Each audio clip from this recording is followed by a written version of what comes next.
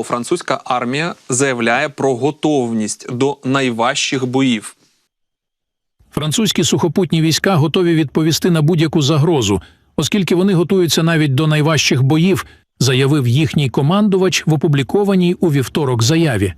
Заява начальника штабу сухопутних військ генерала П'єра Шилла з'явилася після того, як президент Еммануель Макрон заявив, що не виключає відправки сухопутних військ на допомогу Україні у боротьбі з Росією. Тим часом директор служби зовнішньої розвідки РФ Наришкін стверджує, що Франція готує контингент для відправки в Україну. За його словами, на початковому етапі підрозділ становитиме близько 2000 військових, тож назвали прямо ж таку цифру. Цитата. «Французький військовий підрозділ в Україні стане легітимною і пріоритетною метою для російських збройних сил», додав він. Щоб собі не думав Путін і Наришкін, який трясся як песик, ми пам'ятаємо всі ці кадри, їх пам'ятають всі, насправді, дякувати Богу, є і інтернет, і камери, які фіксують такі випадки. Французька армія готова, написав голова Генштабу у своїй у Франції. Він написав це у газеті «Ле Монд».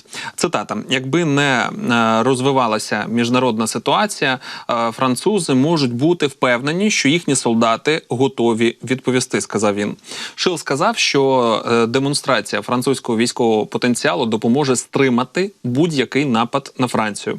Цитата. «Щоб захистити себе від будь-якого нападу і відстояти свої інтереси, французька армія готується до найскладніших завдань», сказав він. Він процитував латинську приказку «Хочеш миру, готуйся до війни». Шил також сказав, що Франція може залучити до коаліції дивізію з 20 тисяч солдатів протягом 30 днів і сама може командувати армією чисельністю близько 60 тисяч солдатів, приєднавшись до інших країн-союзників. Тож, французька армія заявляє, що налічує 121 тисячу солдатів і може призвати 24 тисячі резервістів. Шил не говорив конкретно про вторгнення Росії в Україну і ризик поширення конфлікту. Але він сказав, що джерела кризи множаться і несуть з собою ризики розкручування спіралі або розширення.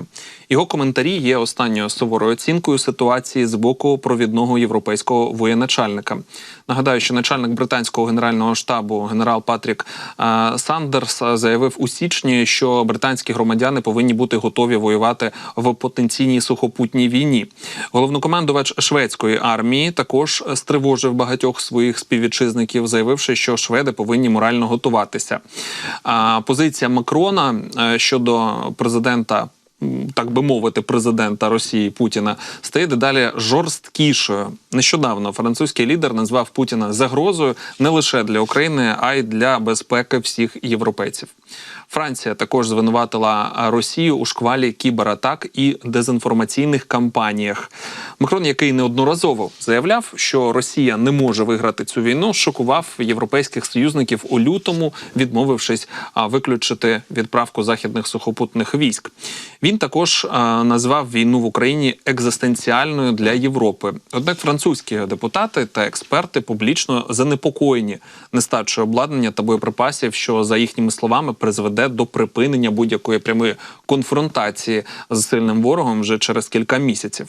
Ось такі новини військового характеру від Франції ми можемо побачити. Навіть же Росія почала на це реагувати і не сумнівається про це зіткнення, але чи витримає вона його, звісно, питання з очевидною відповіддю.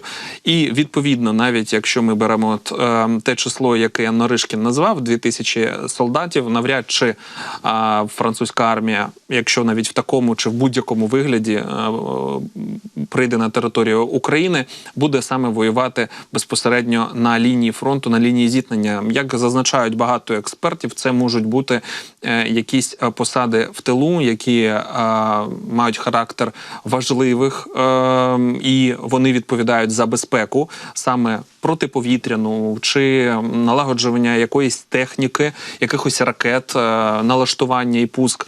Це також дуже серйозна технологія, яка потребує часу для навчання. Тож от деякі експерти зазначують, що таке вже є, а Дехто з цих експертів каже, що цей контингент вже є.